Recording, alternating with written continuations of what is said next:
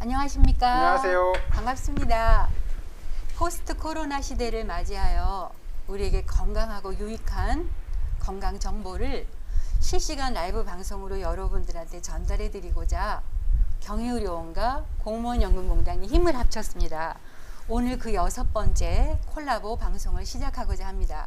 저는 오늘 진행을 맡은 연금공단의 퇴직공무원 봉사자 정은경입니다. 반갑습니다. 그리고 오늘 아주 바쁘신데 이렇게 귀한 선생님을 모시게 돼서 정말 감사드리고요. 경희대학교 치과병원 시주질환의 신승일 교수님을 모셨습니다. 감사합니다. 네. 선생님 귀한 시간 내주셨어요. 네, 안녕하세요. 반갑습니다. 네. 자기소개 좀 잠깐 먼저 해주실까요? 네, 저는 경희대학교 치과병원 치주과에서 근무하고 있는 신승일이라고 하고요. 학회 활동은 치주학회랑 임플란트 학회에서 활동을 하고 있고, 그다음에 병원에서 지금 스케일링 센터장을 맡아서 사람들의 그런 구강 건강을 회복하기 위해서 많이 노력을 하고 있습니다. 네, 반갑습니다. 오늘 저희들의 그 주제가 네. 치주 질환, 이게 보통 이제 풍치 쪽으로 많이 네, 치주 질환을 그렇죠. 말씀하시는가 봐요. 그거 하고 임플란트에 관해서 선생님께서 이제 준비하신 특강을 듣고, 여러분들이 이제 지금 강의를 들으시면서 실시간으로 채팅장에 이렇게 질문을 올려주시면 저희들이 선생님 강의 도중에 체크업해서 여러분들이 질문을 받고 선생님께서 또 그 질문에 대한 답도 해드리고 하면서 특강을 진행하도록 하겠습니다. 그러면 선생님 준비해 주신 PPT를 보시면서 수업을 시작하도록 하겠습니다. 네. 감사합니다. 네, 안녕하세요. 강의라고 하기엔 너무 거창하고요. 그냥 우리가 평소에 살면서 생각할 수 있는 입 안에서 좀 더 건강하고 내 일을 좀 더 오래 쓸 수 있는 방법에 대해서 팁을 좀 알려드리려고 간단한 자료 몇 가지를 준비했습니다. 자, 제목은 치주 질환이 뭐지? 그다음에 임플란트는 만능 치트키인가? 두 가지입니다. 만능 치트키 지금 공무원 연금관리공단 쪽에서 그걸로 보고 계시는 분들은 연세가 좀 있으시겠지만, 네, 이 치트키가 이제 게임에서 많이 쓰는 용어거든요. 네. 뭐든지 할 수 있는 만능 열쇠. 네, 그렇죠. 임플란트가 그러면 만능 열쇠인가? 네, 에 대해서 간단하게 보여드리려고 합니다. 자, 저는 오늘 숫자 몇 가지를 키워드로 갖고서는 얘기를 할 거예요. 네, 이게 참 궁금했어요. 이걸 보면서 과연 이게 어떻게 풀릴까 궁금합니다. 네. 처음에는 이제 3이라는 숫자로 먼저 제가 한번 얘기를 해보려고 합니다. 네. 우리 입안에서 생길 수 있는 질환이 가장 큰 게 세 가지가 있어서 세 가지를 뽑아봤는데요.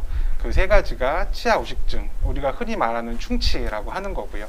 두 번째 치주질환입니다. 치주질환은 어르신들 말씀으로 풍치 이렇게 얘기를 하시죠. 풍치라는 거고, 세 번째 이제 부정교합입니다. 젊은 사람들, 어린애들 요새 다 교정기 다 끼고 하잖아요. 그렇죠? 그래서 굉장히 많은 질환이고요. 그래서 여기 보이는 요 그림이 이제 충치 그림이고, 여기가 치주 질환, 그리고 여기 이제 부정교합. 아주 그냥 대표적인 사진들이에요. 그러면 일반적으로 풍치 그러면 뼈 안에 그 뼈 자체가 썩어 들어가는 걸 풍치라고 하죠. 그렇게 받아들이셔야죠. 치주 질환 그러면 여기 이제 잇몸 쪽으로 염증이 생기는. 치주 질환은 풍치. 네, 치아 우식은 충치.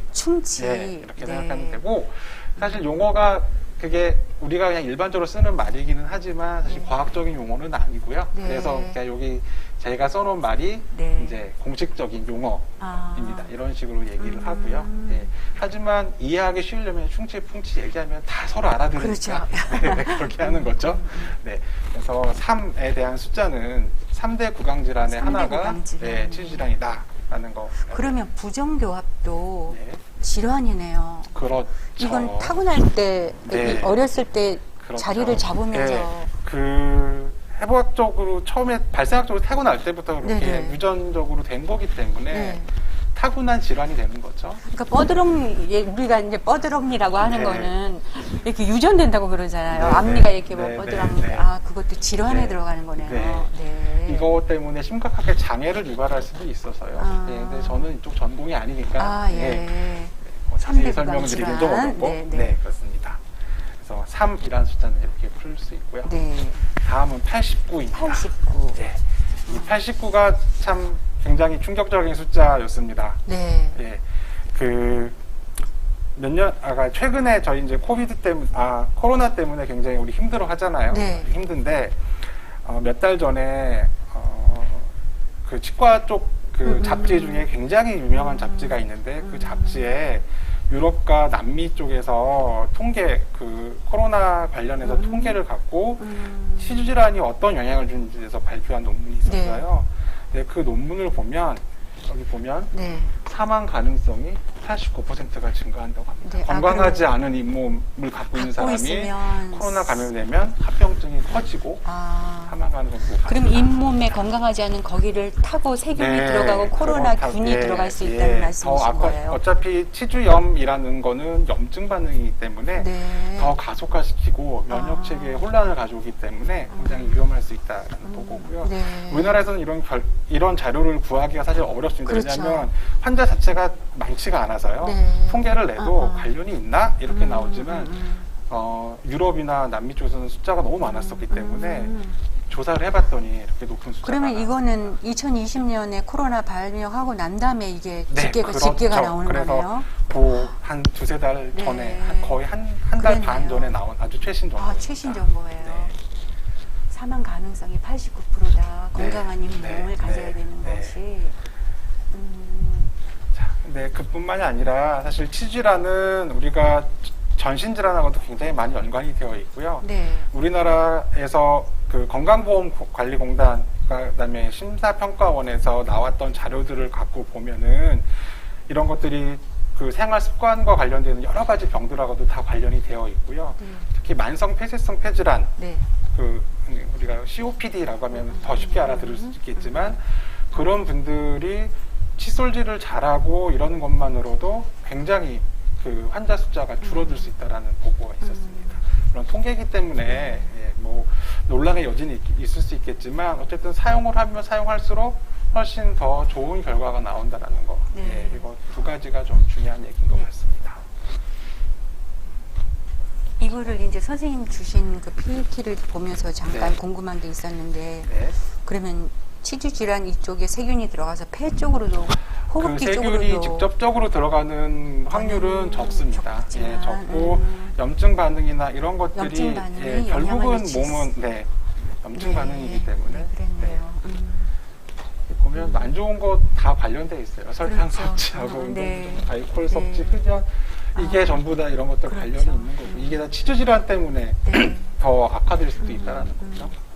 여기 보니까 한국의 만성 폐쇄성 폐질환 환자분들이 칫솔질을 자주 하고 치과용품 사용을 자주 하면 그 폐 질환이 조금 이제 떨어지는 것보다는 그러니까 결국은 이런 칫솔질을 잘하고 치과용품 많이 사용했던 사람들이 이런 폐쇄성 폐질환으로 갈 수 있는 확률이 적다라는 거죠.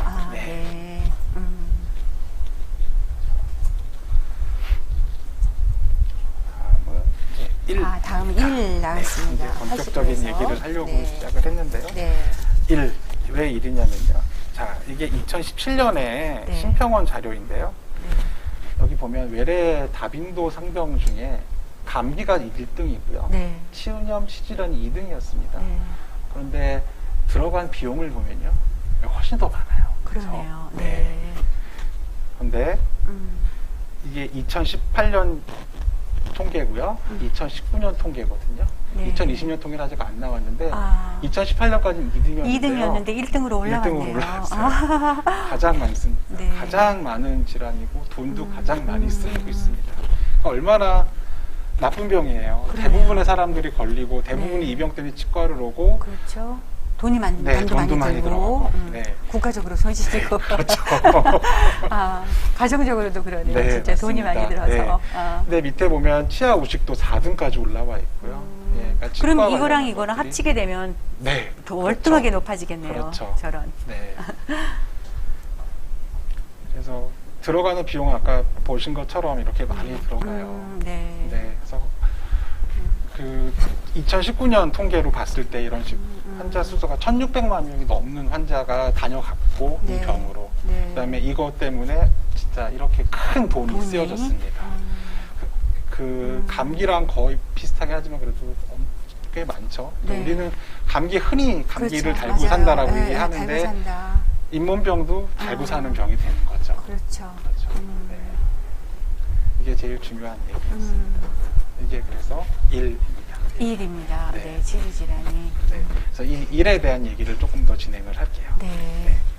치주질환이 뭔지에 대해서 이제 알아야 우리가 병을 고치면 나을 수 있고 그렇죠. 병에 안 걸리게 할 수도 있잖아요.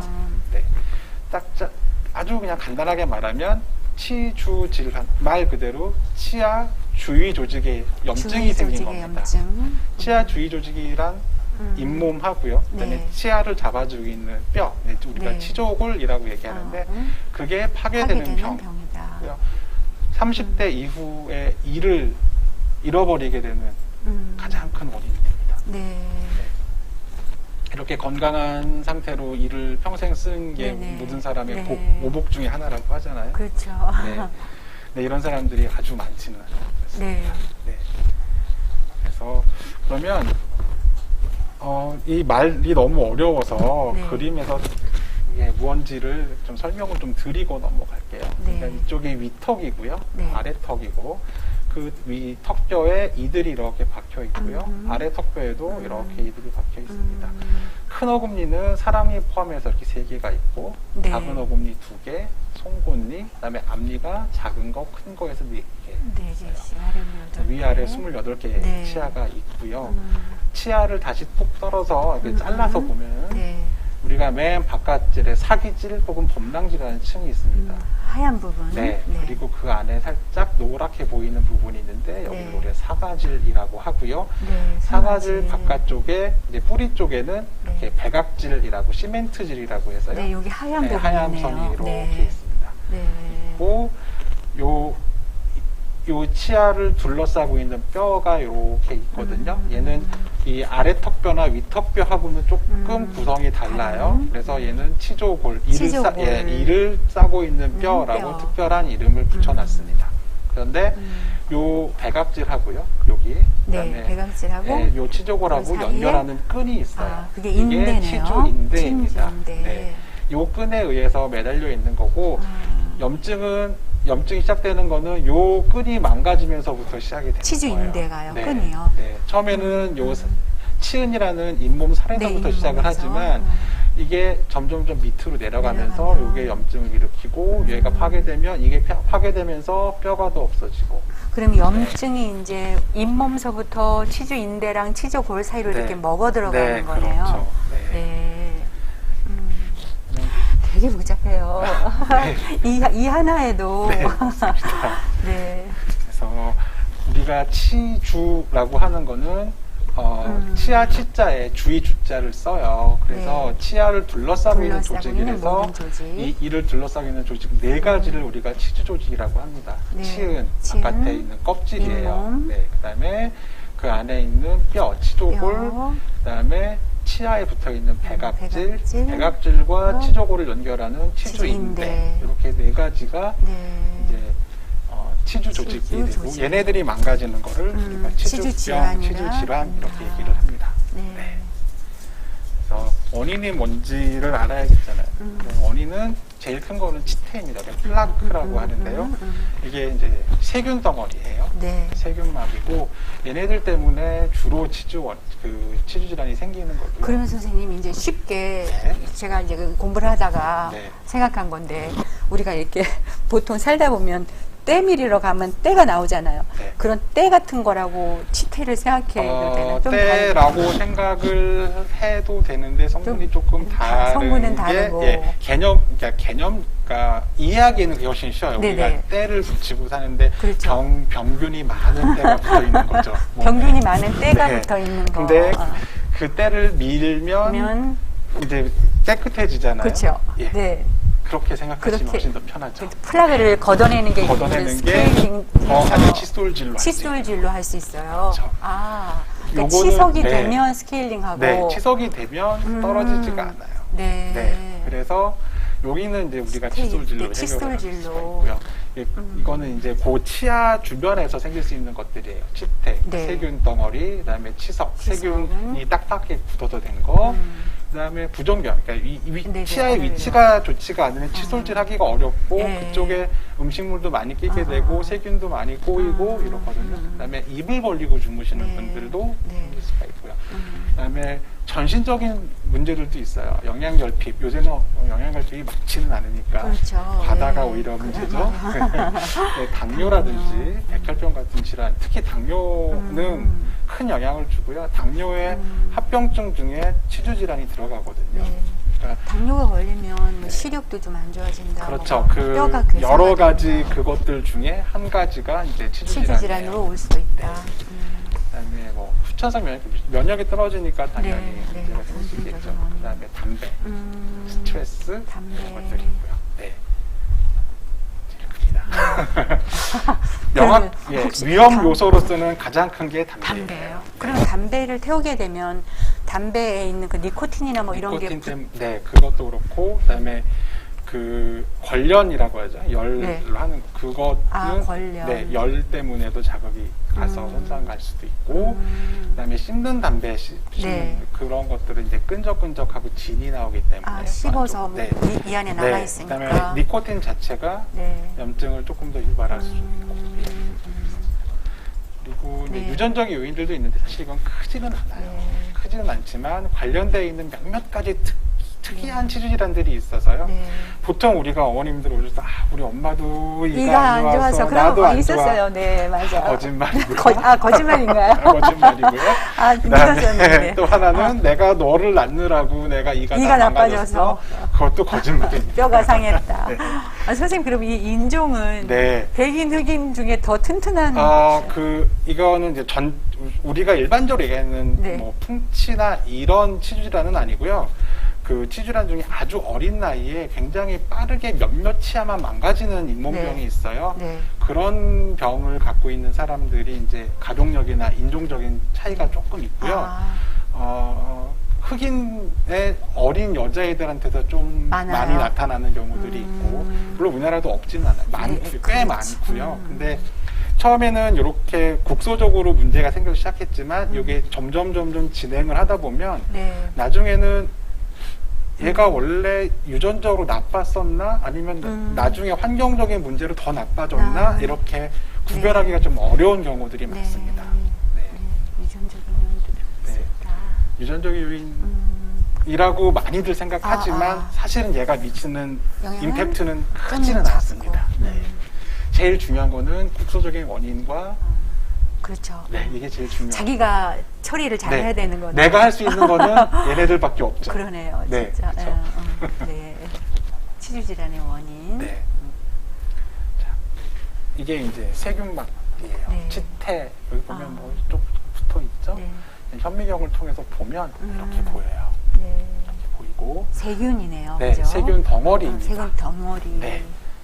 세균 덩어리고 처음에는 입안에는 굉장히 많은 세균들이 있어요. 너무나 많은 세균들이 있고 네, 종류도 그렇대요. 많고 어떻게 보면 사람 몸 중에서 가장 더러운 부분 세 부분을 꼽으라면 입안, 손. 그 다음에 나온. 네. 네. 네. 손은 요즘 손은 굉장히 잘 씻을 수 손은 우리가 있는데 씻기가 쉽죠. 수시로 씻고 네, 하지만 입은 헹구는 거는 정말 잘 네, 그렇죠. 네. 그래서 입안에 세균이 굉장히 많고요. 근데 세균이 나쁜 거는 아니에요. 네, 그렇죠? 네, 네. 물론 세균들이 서로 균형을 이루어야 되는데 이런 식으로 몸에 안 좋은 영향을 주는 세균들이 몰려버리면 좋은 역할하는 세균들의 힘이 떨어져요. 네. 그러면 이제 병이 생길 수밖에 없는 거고요. 네. 자 보면 이쪽 사진 보면은 굉장히 깨끗하고 네, 이쁘죠. 선홍색이네요. 네. 그런데 요게 이제 빨간 거를 그 약 착색제예요. 착색제. 세균막이 있는 데를 우리가 찾을 수 있는 착색제예요. 좀 더 붉은색으로 보이는 게 이게 다 세균 네, 이게 세균 덩어리네요. 덩어리들이 있는 거예요. 굉장히 깨끗해 보이지만 이 사람에게 딱 발랐더니 이렇게 보이는 이렇게 거죠. 건강한데도 이렇게 네. 많이 나오면 좀 네. 안 좋은 사람이 약을 발랐을 경우는 그냥 다 빨갛습니다. 그러겠네요. 네. 그리고 건강해 보이는데. 네, 맞아요. 그래서 이 부분 지금. 네. 그 부분을 그 부분을 이렇게 보면 세균이 움직이는 건가요? 네. 아, 선생님 이거 나 없어졌어요. 동영상이. 네. 지금 이제 동영상이 또 이제 준비되는 동안 선생님 저기 이제 네. 질문들이 몇 개 들어온 게 있는데 아, 네. 김호기님께서 질문하셨어요. 저는 쇠 젓가락이 치아에 닿으면 전기가 흐르듯이 찌릿찌릿하는데 네. 무슨 치료를 받아야 하는지요? 이렇게 질문이 와서요.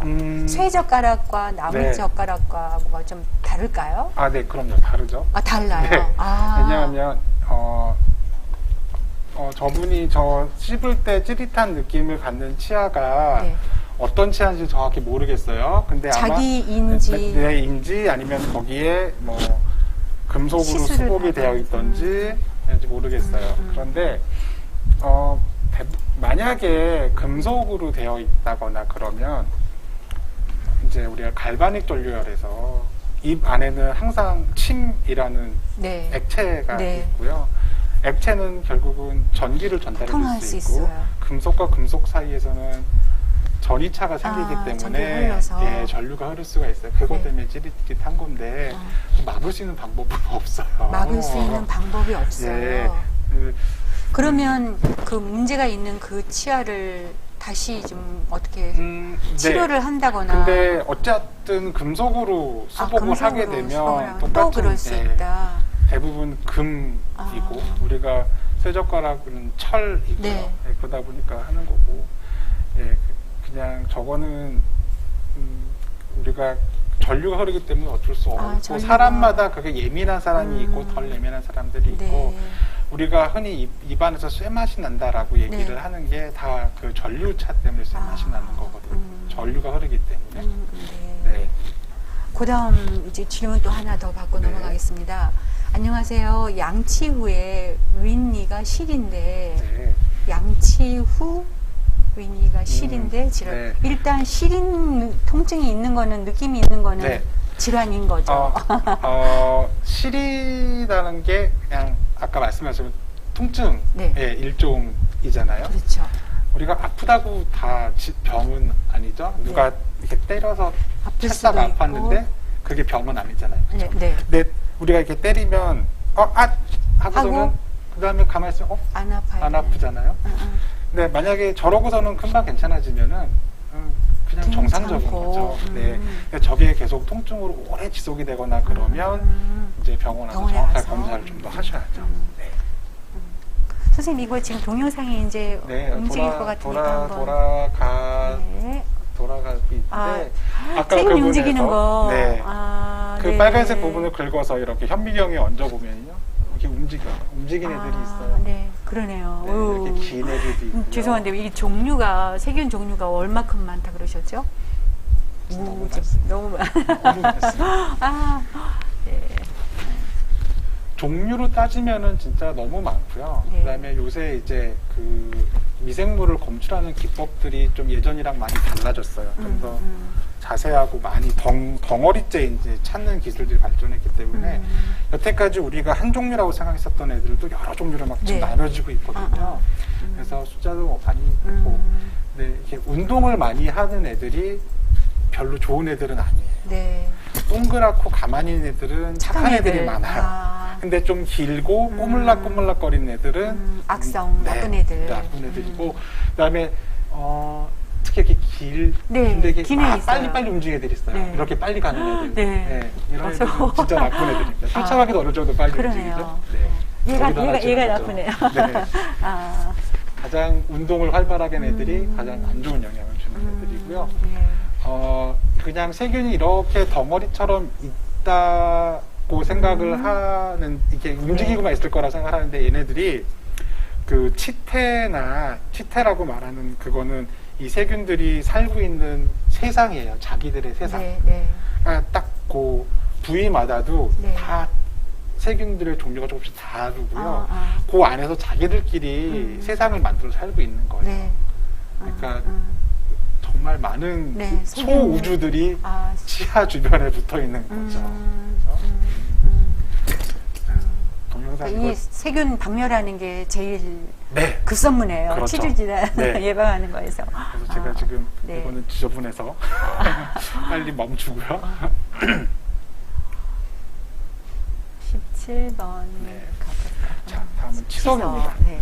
치태에서 이제 치석으로 넘어왔습니다. 네. 치태가 이제 오래되면. 단단해지는데 왜 단단해지냐면요. 입안에 결국은 침이랑 우리가 먹는 음식물 중에 들어있는 미네랄들 때문에 이제 단단하게 굳어요. 단단하게 굳고 단단하게 치석 자체는 이제 세균들의 석회화된 거기 때문에 그 안에서는 사실 더 이상 뭐 역할을 하는 게 별로 없을 수도 있어요. 근데 문제는 이 치석의 바깥 표면이 굉장히 거칠고요. 네. 세균들이 더 잘 붙을 수 있는 환경이 돼서 이 바깥에 있는 세균들이 붙는 것 때문에 더 문제가 생기는 거거든요. 그렇죠. 네, 그래서 이런 식으로 되고 여기 보면은 이렇게 초록색을 내는 초록색 빛깔의 치석. 네, 먹고 이렇게 어떤 세균들이 내는 분비물이 이런 색깔을 만들어내는 것들도 네. 있고요. 이렇게 까맣게 내는 애들도 있고, 그다음에 이런 식으로 다 밑으로 내려가는 거죠. 잇몸, 이제 보면 그랬네요. 잇몸 속에 지금 까만 게 뭐가 보이죠? 검은색이 예, 여기까지 보여요. 지금 치석이 내려가. 여기 밑에까지 있네요. 네. 이렇게 되면 여기는 뼈가 없다라는 얘기죠. 이 치석이 내려간다는 거는 점점점 염증 때문에 뼈를 사가 예, 묻혔다. 이거는 내려가는 선생님 위에도 여기가 이렇게 검은색이 나왔어요. 네, 여기도 있는 거죠. 네. 네, 여기도 마찬가지고. 네. 그러니까 여기는 요 정도까지만 지금 붉게 되어 있지만 네. 여기는 그렇게 염증이 심해 보이지도 않는데 치석이 저 속까지 들어가면서 뼈를 다 녹이고 있는 거죠. 네. 네. 그래서 나는 별 문제 없었는데 왜 그러지? 예, 이런 일이 생기고선 병원에 와서 너무 안 좋으신데요. 그러면 아니 치석이 있어도 나는 아픈 것도 없고 불편한 것도 없고 이도 안 시려 이렇게 그래요? 얘기하시거든요. 이 정도까지 갔는데도 네, 그런 분들이 있어요. 느낌이 없어요. 네. 그래서 무섭죠. 네. 아프다고 느끼면 이제는 손을 쓸 수 있는 방법이 없는 상태까지 온 거예요. 그럼 우리가 이제 아프다고 느낄 정도가 되면 발치를 할 때까지 간 거의 거예요. 그럴 확률이 높아지는 거죠. 그래서 중간중간에 체크업을 하러 와라 네, 그러시는 그렇죠. 거구나. 네. 보기가 사진이 좀 네. 어마어마하게 무서운데 요 사진으로 예를 들어 본다면 네. 선생님한테 진료를 보러 오는 사람 중에 10명이라고 치면 이 정도로 되시는 분이 한두 분이라도 있나요? 그럼요. 요즘은 그래도 많이 줄었고요. 요즘은 좀 많이 줄었는데 그래도 이런 분들이 오세요. 진행이 되게 많은 것 같아요. 네. 되는 것 이런 같은데. 분들이 많이 오세요. 제가 외래에서 보는 환자분들 중에 3분의 1은 이런 분들. 3분의 1이나 많아요. 네. 네. 나머지 절반은 한 이 정도 그렇죠. 분들. 이 정도면은 되게 감사하고요. 네. 이렇거나 이 정도 되면은 이제 저희가 설명을 드리기가 되게 그러네요. 죄송하죠. 그렇죠. 네. 이거는 이따가 드려야 될 질문인지 모르겠는데 이 정도까지 가면 네. 임플란트로 처리하기는 좀 힘들겠어요. 그래도 해야죠. 그래도 네. 임플란트가 네. 나아요? 틀니보다 나아요? 아니죠. 그건 경우마다 다른데요. 경우마다 달라요. 네. 임플란트를 억지로 해서 관리를 못하는 것보다는 틀니가 더 나을 수도 있고요. 네. 틀니를 해서 충분히 이 씹는데 큰 문제가 없다면 그 시간도 사실은 임플란트는 오래 걸리고 오래 걸려서 비용도 많이 들고 그렇죠. 근데 보통은 대부분 할 수만 있으면 임플란트를 누구나 다 심고 싶어 하죠.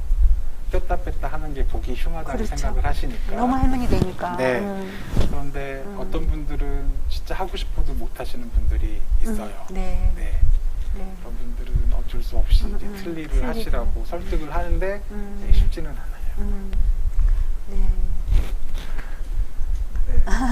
지금 중간에 이건 지금 중간 질문입니다. 재밌는 질문이 하나 들어와서 교수님 웃으셨는데 뒤에 제가 칫솔질 얘기도 넣어놓긴 했는데요. 치아 건강에 도움되는 치약 추천해 주시라고 말씀을 하셨네요. 네, 치약은 제가 그렇게 관심이 없기는 한데요. 좋은 치약. 네, 좋은 치약은 일단 나이에 따라서 조금 다른데요. 네. 어린애들은 불소가 안 들어있거나 아주 조금 들어있는 불소를 체크해라. 그다음에 60대 넘어가서 65세, 70대 되시면 불소 함량이 좀 높은 치약을 선택하시는 게 좋습니다. 불소 함량을 네. 왜냐하면 나이가 드신 분들은 이제 이런 잇몸 질환들 때문에 뿌리가 바깥으로 많이 노출되어 있거든요. 네, 그렇죠. 근데 침이 잘 안 나오고 이러다 보니까 네. 눈알 작용을 잘 못 해줘요. 그래서 치아 뿌리가 자꾸 이제 충치가 생기는 경우가 많아서. 그러면 침이 그거를 좀 해결하나요? 그러니까 계속 스스로 이제 자정작용을 할 수가 있는데 그게 안 되니까 네. 불소가 좀 들어있는 걸로 그런 걸 좀 막아주는 뽑으시면 되겠다. 네. 그리고 사실 치약은 그렇게 크게 신경은 안 쓰셔도 돼요. 치약보다는 칫솔질을 얼마나 훨씬 더 자주 하는가가 중요해요. 더 중요하겠다. 네. 제가 오시는 우리 어머님 아버님들한테 항상 드리는 말씀이 그냥 치약 안 묻히고 칫솔질만 해도 충분해요. 근데 우리가 그거 하면은 입안이 텁텁하고 기분 나쁘니까 치약을 쓰는 그렇죠. 거지. 치약하고 나면 확실히 이게 좀 싸하고 시원하고. 네. 그래서 이게 저는 이름이 잘못됐다고 생각해요. 치약이 아니고요. 그냥 영어로 하면 투스페이스트잖아요. 네네. 그냥 이렇게 바르는 분 같은 건데. 그게 약효가 있거나 그런 거보다는. 그렇죠. 네. 그래서 네. 치약 때문에 말 때문에 우리가 자꾸 거기에 그게 약인 줄 알고 그게 날 치료해 줄 줄 알고 근데 칫솔이 우리를 치료한다. 물론 요즘 나오는 치약들에 그런 항생 물질이라든지 이런 것들이 들어있는 게 있는데 치약이 대부분 이제 의약부 외품으로 이제 설정이 되어 있기 때문에 그 약효를 입증을 하려면 의약품으로 들어가야 되거든요. 네, 그렇죠. 그래서 의약품으로 되어 있는 것들은 효과가 있고 입증이 된 것들이고 그게 아닌 거는 어떤 거든 크게 상관은 없다고 생각하시면 비중을 많이 두지 말고 칫솔질을 네. 더 열심히 하시는 게 좋겠다고. 네. 저희가 공부할 게 많아서 진도를 좀 나가겠습니다. 네. 자, 그래서 초기 치주염일 때는 이런 증상들이 나타납니다. 칫솔질할 때 잇몸에서 피가 난다든지 잇몸이 붓거나 붉게 변합니다. 잇몸을 만지면 통증이나 불편한 느낌이 있어요. 잇몸이 나는 것 같아요. 그런데 이 상태에서는 사실 칫솔질만 열심히 하고 스케일링 정도까지만 하셔도 큰 문제 없이 치주 질환을 예방할 수 있다. 회복이 되고 정상적으로 지날 수가 있죠. 네. 그래서 이런 식으로 약간 이렇게 붉어진 정도예요. 네. 잇몸만 살짝 빨갛게 염증이 있는 경우거든요. 이런 경우에는 스케일링만 해도 되고요. 지금 선생님 요게 요거요? 기둥이요? 아니 요게 지금 이렇게 들어가는 요 침이 네, 이 탐침인데요. 탐침 치과에서 쓰시는 침이신 거죠?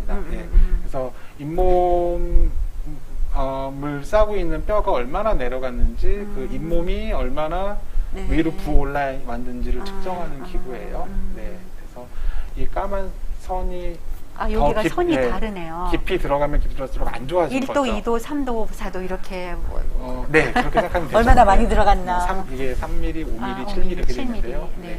3mm 이내까지만 있어도 우리는 정상이라고 생각을 해요. 근데 여기서 잘 생각해야 될 게 이게 뼈가 아무리 내려가서도 잇몸이 같이 내려가면 이게 덜 들어가겠죠? 네. 그래서 잇몸이 주저앉아 있으면 잇몸이 주저앉아 있다고 해서 병은 아닌 거예요. 예전에 내가 잇몸병을 알았던 결과인 거지 현재 내가 자꾸 염증 때문에 문제가 있다고 생각하시는 분들이 많은데 그렇게 생각하실 필요는 없을 것 같아요. 우리가 스케일링 하고 나면 잇몸이 내려갔어요, 이 사이가 벌어졌어요 하는데 그렇게 해서 이를 싸고 있던 그 잇몸 살이 더 단단하게 뼈에 붙어 있는 거거든요. 더 좋은 거네요. 하시면 되고요. 그래서 이게 더 진행이 되면 이제 이가 흔들리기 시작합니다. 흔들리고 치아에 힘이 없어지고 이런 식의 고름도 차 있고요. 이렇게 되면 이제 힘들어지는 거죠. 그렇죠. 이제 고름이 차 있네, 부어오르고. 이렇게 부어올라 있고 잇몸이 밑으로 많이 내려가 있고요. 뼈도 내려갔고 잇몸도 내려갔고 빨갛게 부어 있고요. 굉장히 안 좋죠. 여기도 보면 아까 보시꺼먼 검은색이 보이네요. 보이죠? 이렇게 있으면 안 좋은 거예요. 네, 진행된 치주염 사진을 지금 보고 있습니다. 그 다음에 더 진행이 되면요. 이가요 원래 여기 있었어야 되는데요. 고름이 생기고 잇몸이 무너지면서요 바깥으로 튀어나갔어요. 이가 움직였네요. 네. 병 쪽으로 밖으로 밀려난 거고요. 원래는 여기 예쁘게 있었을 거예요. 그렇죠. 고름 차고 이 밖에서 잡아주는 뼈가 높고 힘이 약해지니까 자기가 이제 제일 편한 위치로 이제 움직여서 여기 바깥까지 밀려나가는 거죠. 그렇게 되면 이제 이는 못 쓰게 되는 상황이 되는 거죠. 네. 아까도 말씀드렸지만 결국 얘는 별로 아프지가 않아요. 네. 처음에는 아프지는 않고 아주 많이 진행이 돼야만 우리가 병원을 갈까? 라는 네. 생각이 드니까 그때 오면 아까 같이 그렇게 많이 망가진 상태로 오시는 거고요. 이게 항상 계속 나빠지는 게 아니라 잠깐 쉬었다가 또 나빠지고 쉬었다가 나빠지고 이렇게 진행이 돼서 부었었는데 네. 며칠 지났는데 괜찮아서 괜찮다가, 참았어요. 그럼 그런 동안에 또 계속 또 그러니까 나빠지고. 저희들이 이제 좀 안 좋다가 네. 좀 괜찮으면 좀 괜찮아졌는데 이제 네. 안 가도 되나 보다. 네, 근데 네. 그때가 요 휴지기가 되는 거네요. 네. 그러면 그러니까 이게 그 잇몸에 이제 고름이 차는 경우가 이제 크게 두 가지가 있는데 네. 그냥 잇몸 살 쪽에만 국한해서 이렇게 끼는 부는 경우가 있어요. 네. 젊은 사람들이나 네. 잇몸이 좀 건강하신 분들은 그거는 주로 음식물이 끼었거나 이런 것들 때문에 붓는 경우거든요. 네. 그런 경우는 그냥 기다리면 날 수도 있거든요.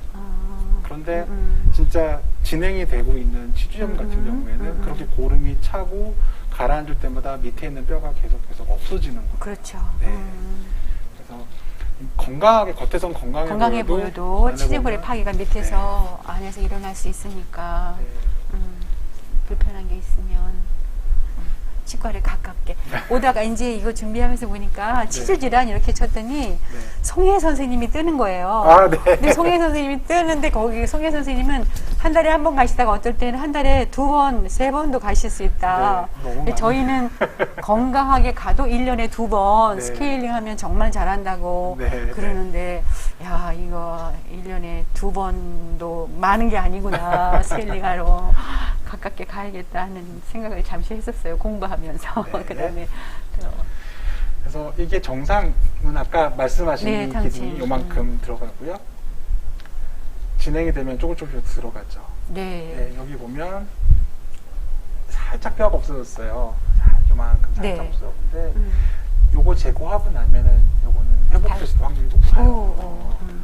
근데 이 정도 진행이 되면은 올라올 수가 없어요.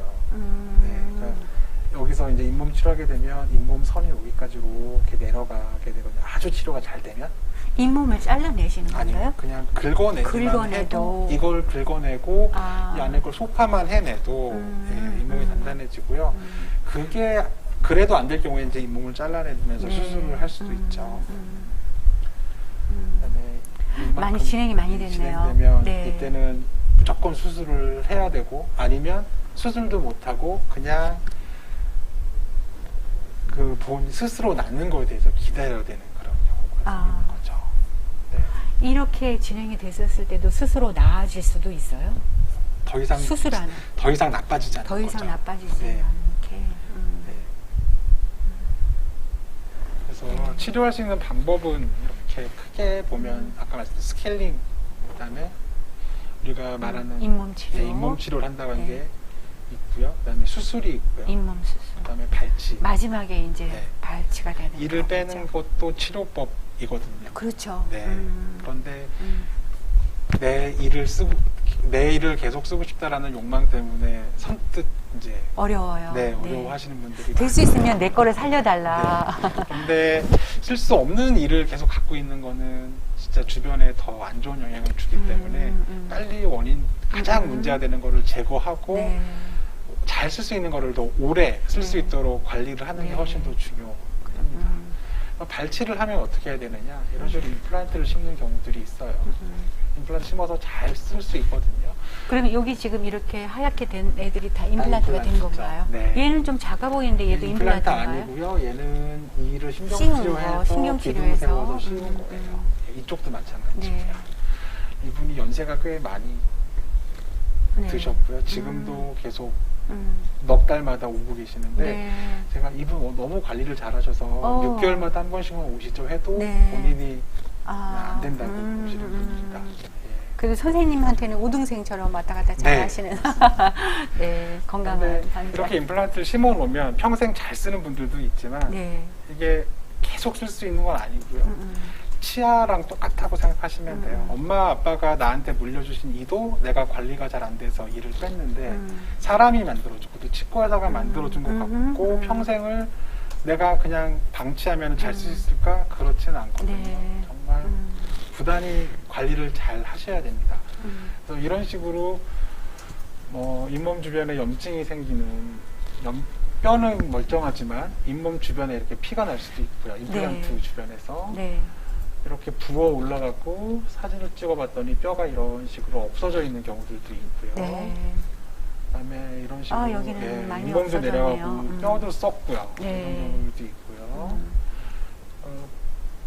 그다음에 아주 심한 경우에는 이런 식으로 뼈가 썩은 게 밑으로 더 높고, 내려가서 네. 이거는 임플란트를 하고 난 다음인데도 또 네, 더 임플란트 이렇게- 하고 원래 아. 위에 이를 씹고 계시다가 네.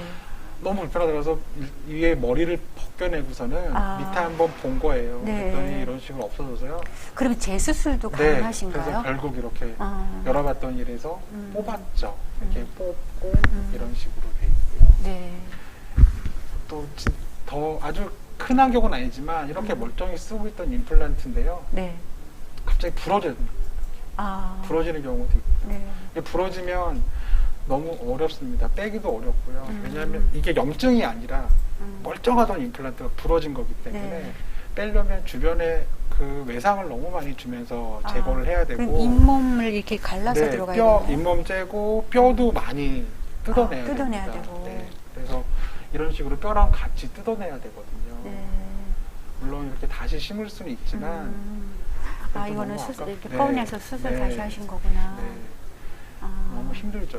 네. 이런 경우도 있고요. 그래서 관리를 좀 잘 하시는 게 그럼 중요하고, 임플란트를 하고 난 다음에 관리라고 하는 거는 역시 제일 중요한 건 칫솔질이죠. 칫솔질하는 게 제일 중요하고, 정기적으로 특히 임플란트 하신 분들은 뭐 단단한 걸 씹거나 그래서 깨지는 그렇게 쓰는 깨지는 경우는 거보다는 드물고요. 네, 없진 관리. 않습니다. 아까 보신 것처럼 그렇게 네네. 부러질 수는 있어요. 네.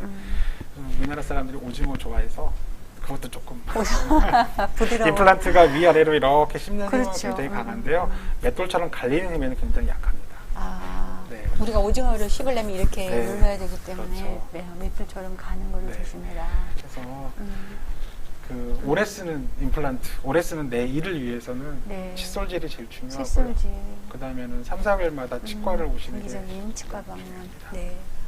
그래서 입 닦는 법은 요거 이제 중간에 네. 또 이렇게 질문 좀 받고 네, 뒤에 보시죠. 이제 설지 방법을 보겠습니다. 이정옥님께서 질문해 주셨어요. 이거는 다음번 선생님 것 같은데요. 감기 몸살, 기침은 요 다음에 이제 폐 질환 올 때 그때 같이 봐드리겠습니다. 이빨이 너무 아파요. 어떡하죠? 황예지님께서 진통제를 먹어도 이빨이 너무 아파요. 그러셨어요. 병원 와야죠. 병원 병원 와야 예지님 병원으로 돼요. 오시랍니다. 저렇게 네. 아프면 병원을 가야죠. 그렇죠. 영박스님께서 나이가 젊은데 잇몸이 좀 내려앉은 것 같습니다. 잇몸이 내려가는 거에 대해서는 이 위치가 안 좋아서 잇몸이 없어지는 경우도 있고요. 그러니까 네. 부정교합 때문에 잇몸이 내려가는 경우도 많아요. 뼈가 얇아지면 잇몸이 같이 따라 내려가는 경우들이 있거든요. 그런 경우에 이제 우리가 잇몸을 이식하는 수술을 할 수도 있고요. 그다음에 치주질환 때문에 잇몸이 내려갔을 경우에는 아까 말씀드렸던 것처럼 내려갔더라도 뼈에만 단단하게 붙어 있으면 네. 네, 크게 문제는 없어요. 네. 네, 그리고 그 상태로 건강하게 쓸 수도 있습니다. 네. 김청자님께서 질문 주셨습니다. 반갑습니다. 아래 잇몸인지 아래 턱인지 뻐근할 때가 있는데 어디가 안 좋은지 너무 어려워요. 너무 어려워요. 너무 어려워요. 아래 잇몸인지 턱인지 뻐근하다. 저게 이제 이에 문제가 있는 건지, 네. 아니면은 이제 아래턱 쪽에 이제 턱 아니요 뼈. 침이 나오는 부분에서 침 문제가 있는 건지, 샘에서. 연세가 어떻게 되는지 모르겠지만 네. 나이가 많으시다면 아마 꼭 잇몸이나 이 때문은 아닐 수도 있어요. 네, 턱이 아픈 거가. 네. 조재숙님 질문 한 번 더 받고 정리 좀 할까 합니다. 저는 6개월에 한 번씩 정기적으로 치과 방문하는데 선생님께서 치석이 남들보다 좀 잘생기는 편이라고 하여 스케일링을 하고 잇몸 치료를 받고 관리하고 있습니다. 양치법도 알려주셔서 노력하는데도 치석이 잘생기는데 뭘 잘못했는지 특별히 신경 써야 하는 부분이 무엇일까요? 네. 굉장히 노력을 많이 네네, 하시는 분인데 그렇죠. 치석이 좀 네. 잘 생겨서. 그 구강 보조 위생 용품들을 좀 쓰시면 도움이 될 것 같아요. 네. 치실이나 치실이나 치간 칫솔, 그다음에 요즘 나오는 그 물로 세정하는 기구들 네, 있잖아요. 네, 이런 네. 거를 같이 칫솔질하고 병행하시면 훨씬 도움이 될 거고요. 그러면 좀 치솔질을 좀 더 세분화돼서 더. 네, 그렇죠. 네. 왜냐하면 그 세균들이 제일 잘 모여서 그 잇몸을 안 좋게 만드는 게 이랑 이 사이에 있는 약한 잇몸 부분부터 시작을 하거든요. 네, 네. 그래서 그쪽을 잘 닦아주는 게 굉장히 네. 중요합니다. 네. 선생님, 이제 저희들이 이제 시간이 정해진 시간이 50분이었는데 얼마 안 남아서 네. 마지막 정리 좀 하면서 이제 네. 올바른 칫솔질 방법을 알려드리겠습니다. 잇몸과 이 제일 중요한 거는 이랑 잇몸이랑 만나는 부분을 잘 닦아야 돼요. 아까 네. 빨간색이 어디서 많이 됐냐면 자, 여기거든요. 네, 여기가 여기를 닦는 잇몸. 게 제일 중요하고 음. 또 보면은 이랑 이 사이가 제일 빨개요. 네, 여기로인데 네. 그래서 아까 제가 말씀드린 것처럼 구강 보조 위생용품들을 네. 좀 더 열심히 써야 된다는 아, 거예요. 그래서 전동 칫솔은 보조 위생용품은 보조 아니고 그냥 이거는 일반 칫솔. 칫솔이나 똑같은 아, 거고요. 네. 얘랑 얘를 기본적으로 쓰시면서 쓰시고. 이런 치실, 이 두 가지는 치실이고요. 음. 얘는 치간 칫솔이고요. 치간 칫솔 하면 좀 이 사이가 좀 벌어지는 것 같은데 상관없는가요? 그게 누구나 엑스레이 찍어보면요, 누구나 다 공간이 크게 있고요. 아, 공간이. 잇몸이 그 부분을 채우고 있는데 그 네. 잇몸이 부었기 때문에 채워진 것처럼 보이고요. 네. 붓기가 빠져 내려가면서 공간이 보일 수는 있어요. 아. 근데 그게 훨씬 더 건강하고. 아, 네. 네. 그러니까 뭐 그 사이가 더 커질까봐 이거를 안 쓰는 것보다는 쓰는 게 낫다. 안 쓰면 차 있는 것처럼 보이는데 나중에 잇몸 치료하고 나면 공간이 훨씬 더 커지죠. 네. 붓기가 그만큼 더 많이 빠져야 되니까. 네.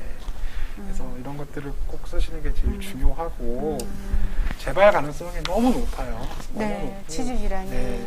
그렇죠. 네, 늘 우리가 먹으니까 네, 음식물을 맞습니다. 먹으니까. 미국 통계를 봐도 그렇고 우리나라도 아까 통계 보여드렸지만 70% 이상이 치주를 갖고 있고요.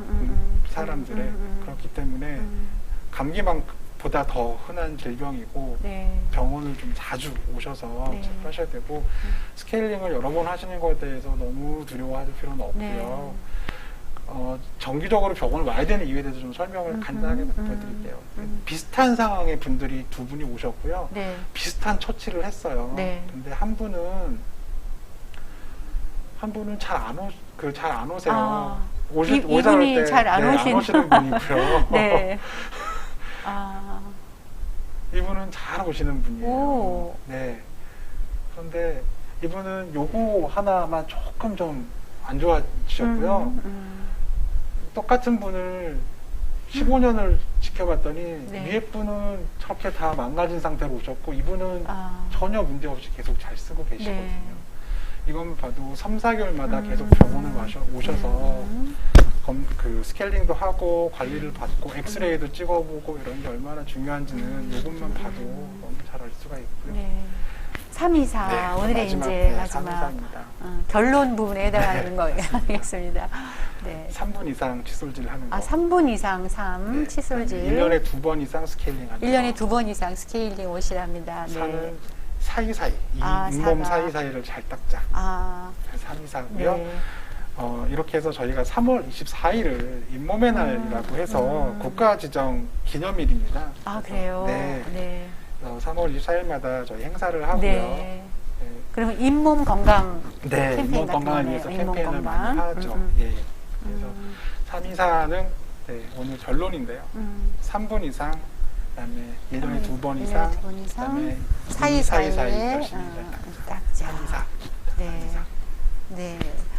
마지막 질문 하나 받겠습니다. 신근영님께서 질문해 주셨고요. 잇몸 보호 차원에서 비타민 섭취를 하면 도움이 되나요? 질문하셨어요. 네. 비타민 섭취하는 게 우리 몸에 어디에 안 좋을 때가 있을까요? 비타민이 결핍된 사람들이 잇몸에서 피가 나는 분들이 많아요. 네. 예. 그다음에 잇몸도 안 좋아지고 비타민 골고루 섭취하면 물론 좋고요. 그러니까 특별히 우리가 치료제로 생각하는 게 아니라 보조제로 생각하시고 드신다면 아주 좋은 관리가 되겠죠. 네. 네. 그리고 일반적으로 지금까지 선생님 말씀하신 거 보면 이제 잇몸을 보호하는 걸로는 3, 2, 4가 더 중요하다. 네. 아주 1시간 동안 선생님이랑 이렇게 이제 선생님의 치주 질환에 대해서 이제 오늘 랜선 이게 수업을 한다고 하다가 저도 이제 공부를 하다 보니까 야, 내가 모르고 있었던 게 너무 많구나. 이거 1시간 갖고 안 되겠다. 다음에 한번 선생님 또 모셔가지고 또 좋은 말씀 들었으면 좋겠다. 이렇게 생각했습니다. 오늘 선생님 귀한 시간 내주셔서 정말 너무 감사하고요. 네. 저희들은 또 이어지는 시간에 폐질환에 대한 한방 선생님 모시고 다음 특강을 잠시 쉬었다가 진행하겠습니다. 선생님 감사합니다. 다음에 또 뵙겠습니다. 네. 시청자님들 다음 시간을 기대해 주십시오.